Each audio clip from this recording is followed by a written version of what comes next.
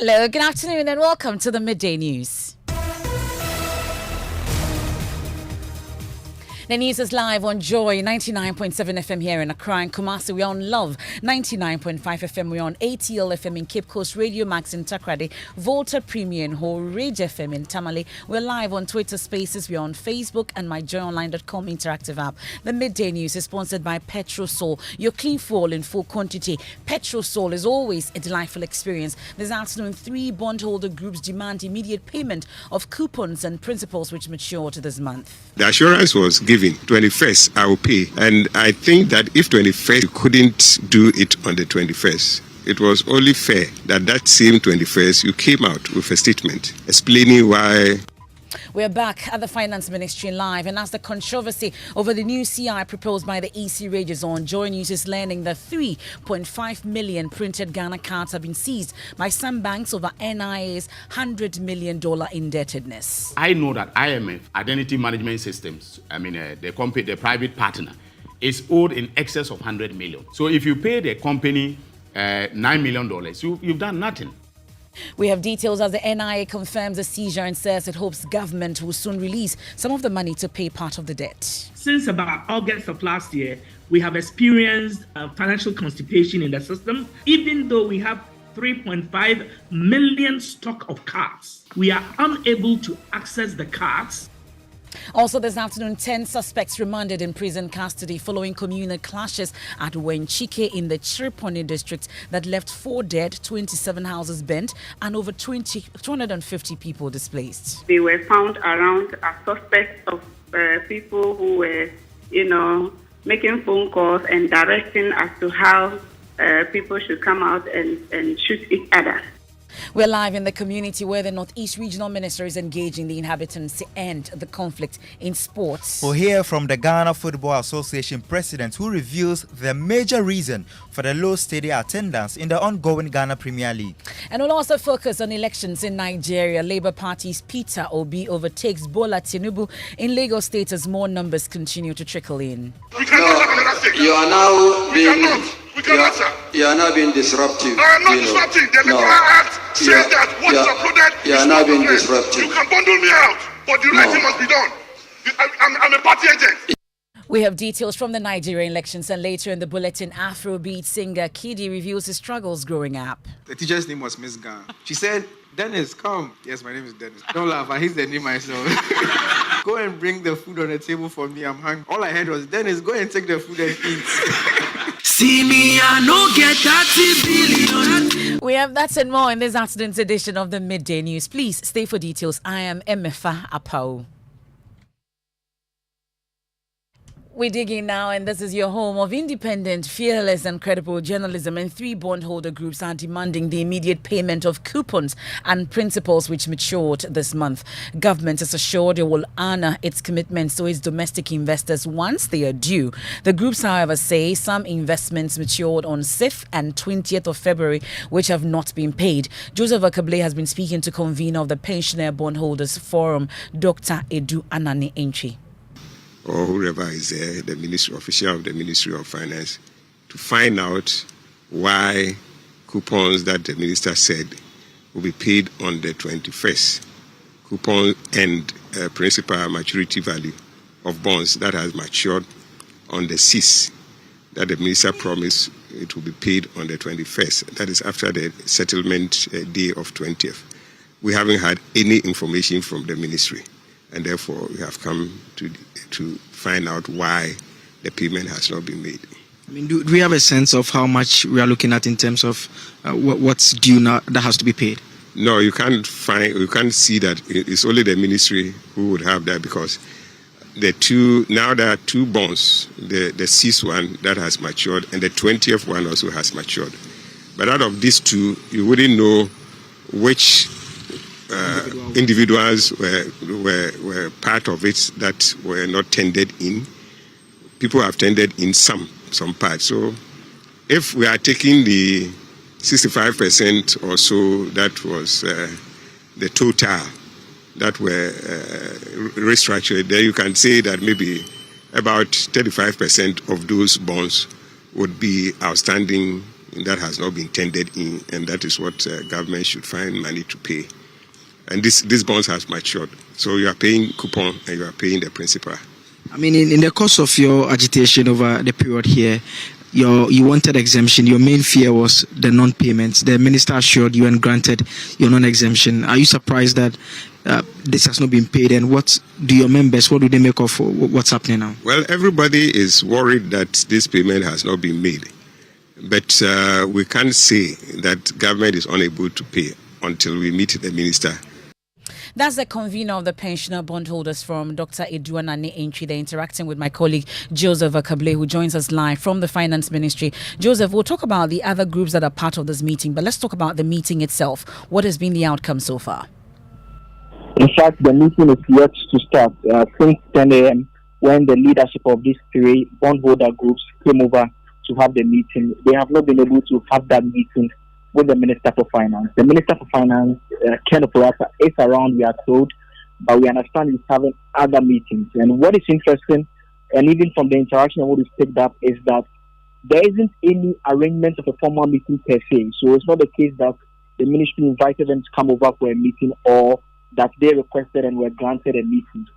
Their decision to come here today was solely on their own because they hold the view that following that assurance, if there has been non-payment, then there should have been some explanation. Because they've not received that explanation, they decided to come over here today so that whoever is willing and ready to engage them, that person can offer some answers as to why the payments for those two matured bonds have not been made. And so they are here and they tell us that they will be here till they receive information from someone in authority about why this has not been done. Well, we know that the Pensioner Bondholders Forum are there. You've been interacting with the convener. Which other groups are part of this meeting, or those who are hoping that the Finance Ministry will meet them? So there's the Individual Bondholders Association of Ghana. Then there's also the Individual Bondholders Forum. And so Martin Sebi, Senior Hosi are also here attending. In fact, Mr. Sebi stepped out not too long ago and he indicated that they are still waiting at a reception and that the minister is yet to meet them, and they have been told that he's having a meeting. So they are still waiting to see what will happen.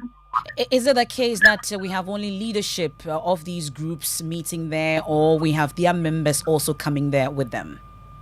For the engagement today, it's simply the leadership that is doing that. It's not like the past where you've seen individual investors coming their numbers and pitch camp here at the Ministry of Finance. And so it's just business as usual at the Ministry of Finance. The only difference is that leadership of these three groups have gone in waiting to have audience with the Minister for Finance, if that is that, or any official who can offer some explanation as to why their mature investments have not been paid. That's my colleague Joseph Akable monitoring events for us at the Ministry of Finance. You had bondholders, we have the Pensioner Bondholders Forum, Individual Bondholders Forum, amongst others, hoping to get some answers from government on why some investments which have matured on 6th and 20th February have not been paid. We'll follow that up for you, and there's also more on myjoyonline.com. But up to 3.5 million Ghana cards printed by private partner of NIA Identity Management Systems have been seized by some local banks over indebtedness. The banks, since August 2022, have been pursuing the NIA to pay up $100 million outstanding debt, forcing the banks to seize these cards. The Ghana card has become the focus of the NDC's conflict with the EC over its proposed constitutional instrument, which makes the card the sole identity document to register as a voter. Chairman of the Subsidiary Legislation Committee, Dr. Dominic Ayine, says although government has paid $9 million of the debt, it is just not enough to get the banks to release the cards. The banks that loaned IMS, money to print, to help in the printing of the production of the cards, actually placed an embargo on the cards that were produced, and these cards were placed in a bonded warehouse. And so currently, the government had to cough up 82 million Ghana cedis in order for those cards to be released from the bonded warehouse to NIA. Okay, so as we speak, that is just $9 million, right? That is a drop in the ocean, because I know that IMF, Identity Management Systems, the private partner, is owed in excess of $100 million. So if you pay the company $9 million, you've done nothing. So that's Dr. Dominic Ayine there speaking on Newsfile this weekend. But Executive Secretary of the National Identification Authority, Professor Kenneth Atefa, confirms the seizure of this card and admits the financial difficulty facing the entity. Since about August of last year, we have experienced financial constipation in the system, and it's created a situation where even though we have 3.5 million stock of cards in a bonded warehouse, we are unable to access the cards, and the banks that have been bankrolling this are unable to further bear the cost, and therefore had refused to, as it were, release the cards to us. Government yesterday made some payments that positions us to be hopeful that going into next week, cards will be released. Now, when cards are released, 529,000 cards can be printed in less than 2 weeks. Professor Atefo also describes as reckless claims that the NIA deliberately dispatched faulty equipment to NDC strongholds during the mass registration exercise. Reckless claim that some equipment are functioning best areas with government sympathies and performing badly in opposition areas. That's a very terrible statement to echo publicly. First of all, I debunk it 100%. It is untrue. Equipment failure can happen. You think that I will sit there and allow and ship off malfunctioning equipment to Adaklu or Ketu or whatever and ship better ones to Bantama and Dras, whatever for? There is nothing to be gained. It gives nobody any advantage, not electoral, not practical, nothing to disadvantage any particular region. Well, that's Professor Kenneth Atefo, Executive Secretary of the National Identification Authority. Let me bring in the Director of Communications of the NPP, Mr. Richard Ahiangba. We're grateful for your time. So hearing the NIA tell us that 3.5 million Ghana cards printed have been seized by banks due to the NIA's indebtedness, I'm sure raises concerns for the governing NPP. Any action in particular that you're hoping to take for this 3.5 million Ghana cards to be released? Thank you very much. I listened to Professor Atefo, and I think that the issues after listening to him is straightforward. Is an issue of funding to get those cards released, and once the funding is provided, those cards will release, and the individuals who are the owners of it can claim them, and then I think we can progress in the further production and distribution of the cards. So I don't see any difficulty beyond the funding issue. Well, but this is issues about funding. The NIA raises the issue about indebtedness to these banks, for which reason they are unable to release them. You say straightforward. Are we getting the funding? How exactly are they hoping to get this funding, you'd say? Well, I won't be able to speak to the particulars of that, but I'm pretty sure that from hearing him toward the tail end of his statement talked about government has made some commitment there. Eventually will be paid. It's something that the government is really invested in ensuring that there's a reliable source of data on who a Ghanaian is. And that documentation is key for our development. I can tell you the president's own in sitting in a meeting with him and the passion with which he wants this NIA project to succeed, so that for once, as a country, we have a database to show who our citizens are. And in fact, in one such meetings where the president talks about this, reference the French colonial countries, our neighbors, Ivory Coast, Togo, Benin, that at minimum, they have a reliable database of their citizens.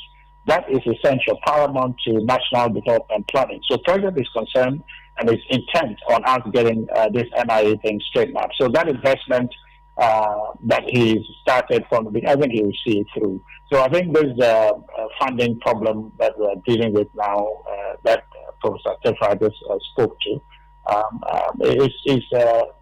It's a present problem, it's a temporary problem. Once the funding is aligned, that those cards should be retrieved. There isn't anything in my mind that suggests that we are not going to find the money to do it. It will be done, and I think that we should have confidence that it will be addressed and the cards will be released and further production will continue, so that every Ghanaian who needs a card will get a card or must get a card. Okay, we are grateful. That's Richard Ahiangba. He's a communications director of the NPP. Meanwhile, the Electoral Commission is denying claims that its chairperson disregarded an invitation by Parliament to appear before it. According to a statement released by the Commission, at the time the invitation came, the EC chairperson had travelled to Nigeria. Parliamentary Affairs correspondent Kweku Asante, who has been monitoring this for us, joins us in studio with more. Let's talk more about the statement from the EC. So according to this statement, at the time the chairperson had travelled to Nigeria at the invitation of ECOWAS ECONEC for a peer exchange election observation mission, it says that the commission, especially its chairperson, understands the importance of Parliament, and having worked with Parliament for 2 decades prior to appointment as chairperson, the EC chairperson upholds that institution and will therefore not disrespect it in any way. So with that explanation out of the way, do we know when exactly Jean Mensah will appear before the House? Well, according to the program that was announced last week in Parliament, the business statement, the EC chairperson is expected in the House tomorrow. We know that last week the MPs went neck to neck because she was not available, but we understand tomorrow she will be appearing before the Parliament. Okay, that's Parliamentary Affairs correspondent Kweku Asante with details of a statement from the Electoral Commission. You're still listening to the Midday News. We're live on Joy 99.7 FM here in Accra, in Kumasi on Love 99.5 FM. We're on Twitter Spaces, myjoyonline.com. Now, 10 suspects have been remanded in prison custody for their involvement in last week's communal clashes at Wenchike in the Tripoli district of the Northeast region. The clashes left 4 persons dead, 21 houses burnt, and displaced over 250 people. The regional minister is currently engaging the community to end the violence. I'll soon take you live there, but the district chief executive Hajia Zuwairatu Nashiru tells Joy News the suspects were arrested after investigations. So they were picked up as a result of what we went through in Wenchike, and it's all because they were found around as suspects of people who were, making phone calls and directing as to how people should come out and shoot each other. So it was based on that security arrested them. They have since been sent to Yendi, and they were arraigned and, put behind bars for 2 weeks. They are to reappear, I think, next month. So I do not have the details of what charges may be leveled against them, until they do the thorough interrogations. We will not know that. That's the DC for the area, Hajia Zuwairatu Nasiru. My colleague, Ilyas Otanko, is currently moving with the Northeast Regional Minister. We're working the lines to raise him on the line with the latest update on the situation there. But meanwhile, the European Union says it is training the security agencies, including the military, to effectively tackle conflicts and to check a possible influx of insurgency, which is on the rise in neighboring Burkina Faso. Head of the European mission to Ghana, Ichard Razali, speaking on foreign affairs on the Joy News channel, disclosed the EU will remain active in supporting Ghana to strengthen its border and homeland security. The European Union support to Ghana and other neighboring countries to prevent the consequences of the spillover of terrorist activities. We are currently supporting the Ghanaian border system. We have an active cooperation with the services in charge of immigration currently. So this is what we call the SBS project, but we have another project directly linked to this prevention dimension, which is called NORPREVSEC. We are active together with a different set of actors. That's the head of European Union mission to Ghana, Ichard Razali, speaking on foreign affairs with my colleague Blessed Suga. Now, the newly inducted head of the Assemblies of God Church in Ghana, Reverend Dr. Stephen Wengam, has called on government to avail itself to a bipartisan, multi-stakeholder approach to tackle the economic challenges facing the country. Such an approach, according to him, will enable government take the right decisions to turn the economy around. Reverend Dr. Wengam gave the advice after being inducted into office as the superintendent of the church. We readily endorse calls for a bipartisan, multi-stakeholder approach to tackle our economic challenges. Our stand is predicated on the fact that God, in His superior wisdom, did not make any individual or any institution or any political party a repository of wisdom. The Bible, which is our utmost source of wisdom and infallible guide of conduct, states in Proverbs 15:22, without counsel, plans fail, but with many advisors, they succeed. In the demonstrable spirit of nationalism to help fix the economy and restore hope to our dear nation.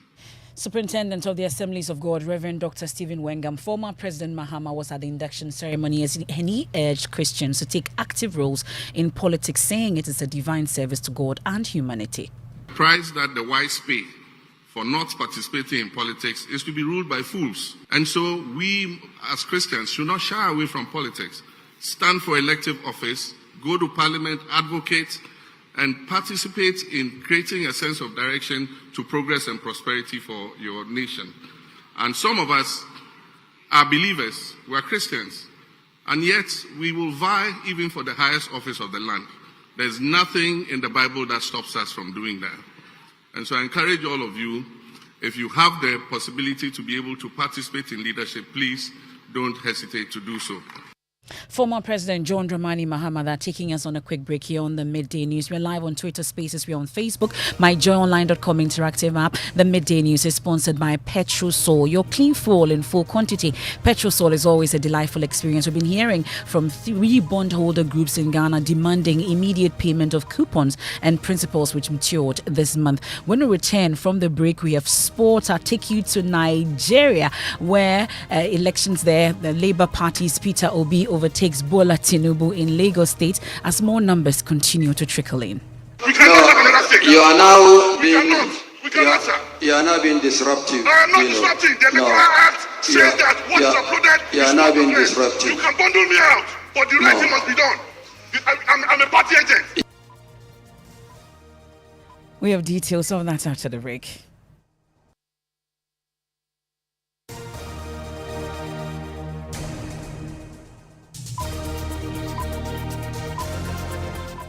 Thanks for staying with us here on the Midday News. Time for sports. Mubarak. Thank you very much, Emefa. Now, the Ghana Football Association President Keto Kreku has attributed the low stadium attendance in the ongoing Ghana Premier League to the introduction of e-ticketing. This season's domestic top flight competition has seen low patronage, a challenge even the top 2 clubs, Asante Kotoko and Hearts of Oak, who have the most followers, have struggled in finding out the cause and solution.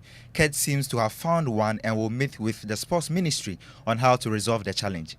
One of the biggest challenges that we have faced has to do with the deployment of the electronic ticketing system. Our football people were not or did not have the best of education on how it can be used. I think that if you want to deploy such a massive strategy, which clearly departs or takes all of us from the way we're used to accessing football games, it's always important for us to have a clear educational strategy that would ensure that people really understand the strategy and people accept the strategy. It's also important that we bring people along so they own the strategy, and this was not done. So clearly, since the introduction of the e-ticketing strategy, Accra Sports Stadium, the Barra Sports Stadium, has seen a massive downward trend in consumption of games at both stadia. So this is a big problem, and I think that the Football Association is very much interested in engaging the Ministry of Youth and Sports on this particular strategy and see how best we can get this off. That's GFA boss Keto Kreku. Now, the Ghana Premier League game between Hearts of Oak and Asante Kotoko, which comes off on Sunday, March 5, will serve as the fixture for the 2023 President Cup, according to Galka. Okay, thank you very much, Mubarak. Let's take a quick flight to Nigeria now, and it's getting interesting by the day. We had results from Ekiti State that saw Tinubu winning it, but in the last few minutes, provisional results from Lagos State also show that Peter Obi has won Lagos State in a major upset. For years, Lagos was seen as a stronghold of Tinubu, the ruling party candidate. Well, so that's the situation now, but there were some exchanges at the National Coalition Center after the Lagos State results were declared.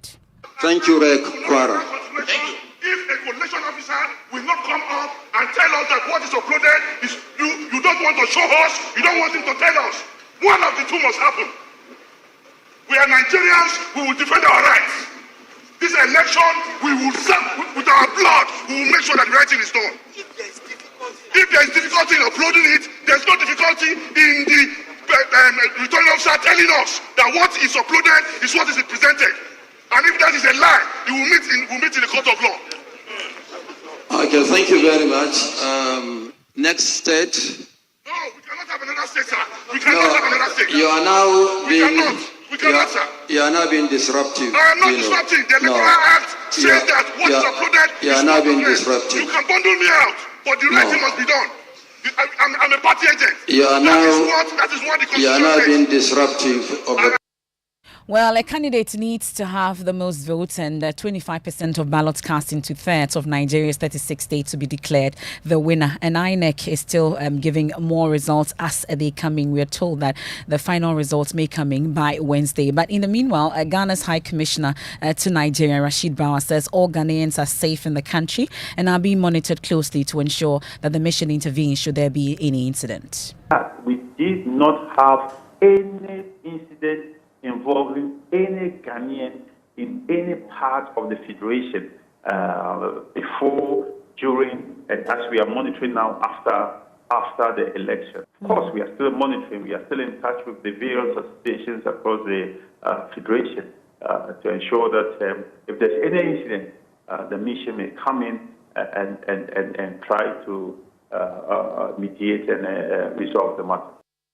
Well, that's Ghana's High Commissioner to Nigeria, Rashid Bawa. Back home, the Ghana Health Service says it is on full-scale alert following the confirmation of 2 Lassa fever cases in Accra by the Noguchi Memorial Institute for Medical Research. According to the Ghana Health Service, a 40-year-old trader who is unwell for a period of 2 weeks died at the Kolebu Teaching Hospital. The second case is a contact of the fatal case and is currently on admission, but it's very stable. We can hear from Director of Public Health at the Ghana Health Service, Dr. Franklin Asiedu-Bekwai. We are trying to identify more contacts. As I speak, we have 67 contacts. We'll keep on identifying more contacts because you need to understand the situation. We've also started some environmental assessment. The General Service is working together with veterinary services and wildlife to better understand the situation. So the issue is, where are the reservoirs? Those are things that we need to better understand to prevent it and avoid future occurrences.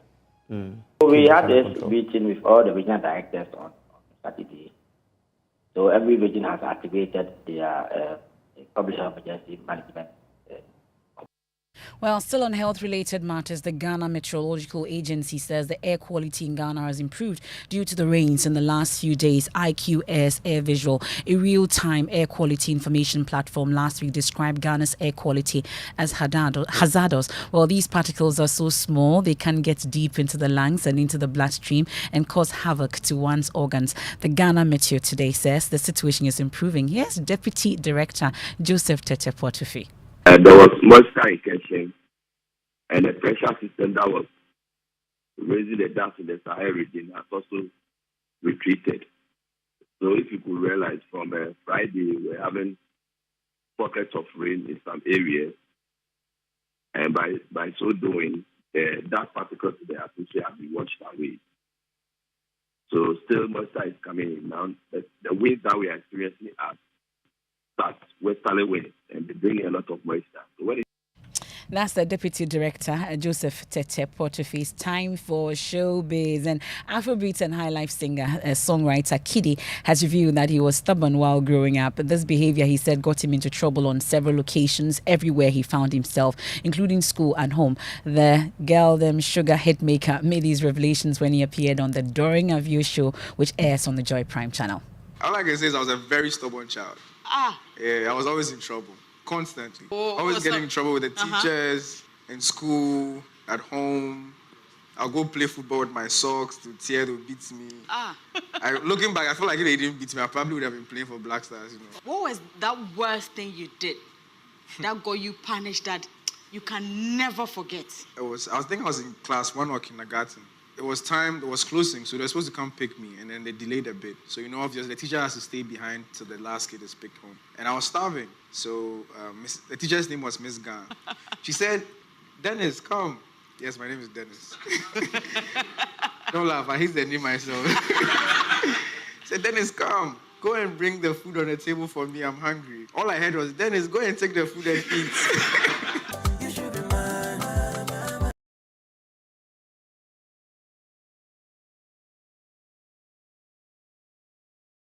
You log on to myjoyonline.com. Prices of petrol, diesel to fall between 3.7% and 4.04% per litre. That's according to OPEC. And Nigeria election, Peter Obi defeats Tinubu in Lagos. Also there, I'm not surprised about results so far. Ghana's High Commissioner to Nigeria. You can read more for yourself on myjoyonline.com. I am Emefa Apawu. Many thanks for your company. We have Living Word with Pastor Mensah to build up next. Please stay.